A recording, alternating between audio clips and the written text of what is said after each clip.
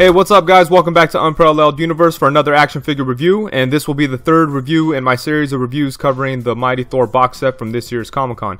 And this time, of course, we're going to be looking at Lady Thor, aka Jane Foster Thor, and here's a look at the artwork for her. And as I've said before, I'm a big fan of this artwork here. Still not sure who drew it, but it looks really good. You've got her busting up some skeletons here, then you got some text here at the bottom. And here's a look at the figure outside of the package holding Mjolnir and with the cape on. But we're going to take that stuff off so that we can look at the articulation. That stuff kind of gets in the way, obviously. So for her head, the ball joint sits pretty high, so it's able to like tilt around. You got a lot of movement there. And then of course you can move side to side. And then you could bring her head down about that much. The hair kind of pushes it up, but it's not too bad, so that's pretty good. And then you could bring her hair all the way back regardless of her hair. So that's really good. And then you've got the torso joint that you're able to tilt and kind of just swivel around. So you could tilt it side to side there. Then you could swivel it. And then it kind of has a crunch, but not much. I really wish that we could get more crunch out of these here. That's about as far forward as it goes. And it goes back about that far. So I do like that ab joint. I just wish it could crunch a little bit more. And then there's no waist swivel. And let's see what else. For her arms, let's see here. You got to get the hair out of the way kind of. But you could get them to go all the way around. And of course they come out to the side. Then you've got upper bicep swivel. Then you've got a single jointed elbow that also has a swivel, as you can see here. I don't know why they don't give the females double jointed elbows. It's crazy. Then you got a swivel at the wrist and then a hinge at the wrist.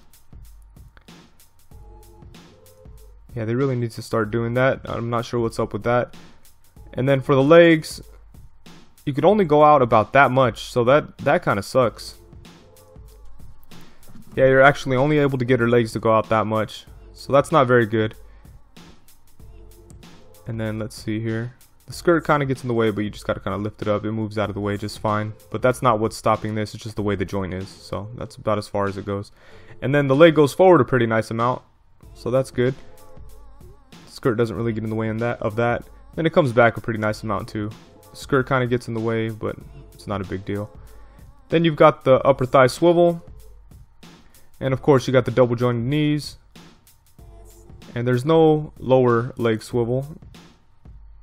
You got to kind of move this thing out of the way. And then her foot can, tilt up and down, and then it could rock side to side.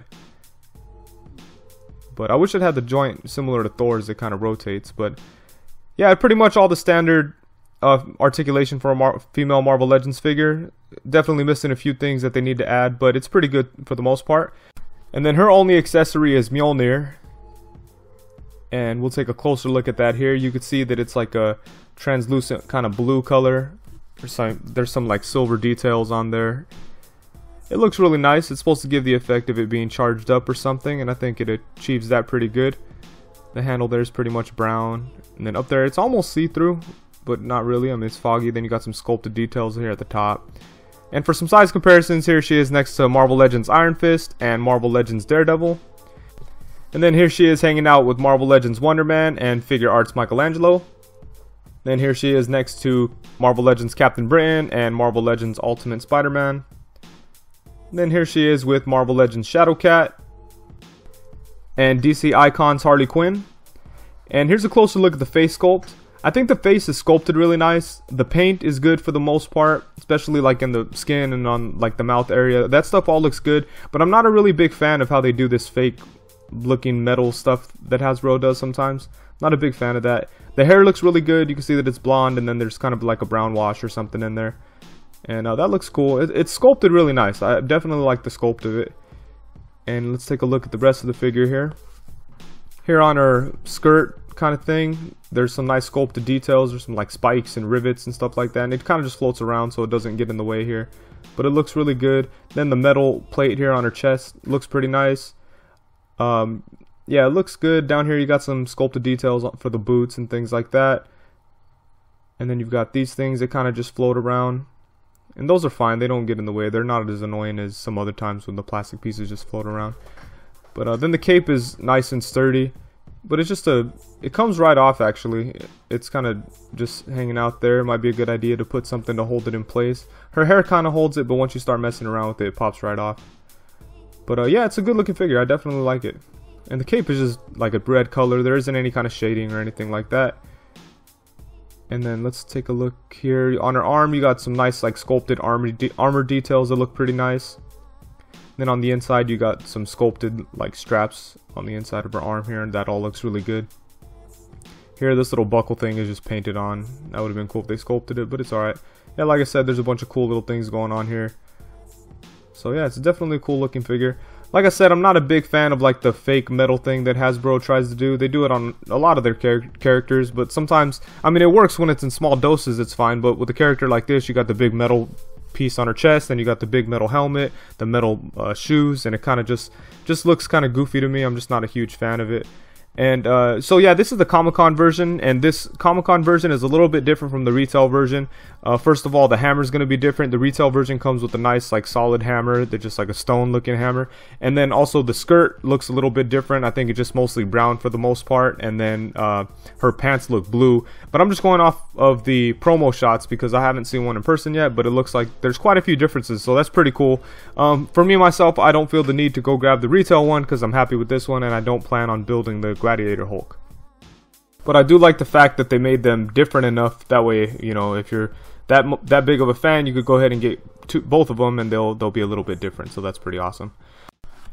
So overall, I think that it's a pretty cool figure. It's definitely fun to pose and play with. It looks really cool. I think they did a good job on sculpting the character, and there's a lot of little details that doesn't make it feel like I'm just buying some like generic female Marvel Legends figure. So I'm very, very happy with it as far as that goes. I do have my gripes about the metal pieces. I do feel like that kind of stuff could be done better. It doesn't like ruin the figure or anything. It just has like a cheap look to it. I really wish that they'd figure something out. I don't know why they don't just paint it silver. I think that'd be better. But yeah, she's a really good figure. Like I said, she's definitely fun to pose and play with and stuff like that. Having this figure makes me want to get a couple more like modern Marvel figures, like the Sam Wilson Captain America. I skipped on that for now, but you know, like things like that, or Kid Nova, I didn't pick that up. It'd be really cool to have those kind of characters, and Miles Morales and the Miss Marvel from the Sandman wave all posed with her. Just those modern, different looking characters. I think they'd look really cool all together. I don't have any big interest in the Jane Foster Thor character, but only because I don't really follow any of the recent Marvel stuff. So it might be super, you know, it might be like a really cool comic going on with her. I don't really know, but yeah, I just never was really interested in having a figure, but I'm definitely happy they made her. I think that it's a cool figure. I'm very happy to have it. So that's it for my review of the Jane Foster Lady Thor, but keep an eye out on my channel because I still have one more figure from this set to review, and I'm really excited to review it because it's probably my favorite out of all of these figures. But for now, you can check out my channel for the reviews of the other figures in this wave. So far, I've posted Malekith, I posted Ulik, and I posted the Unworthy Thor. They're all on my channel now, so go check them out. And next up is going to be Boar. I'm really excited about checking them out. So that's it. Thank you very much for watching. Please be sure to like, comment, subscribe, and all that good stuff. And thank you very much. Peace.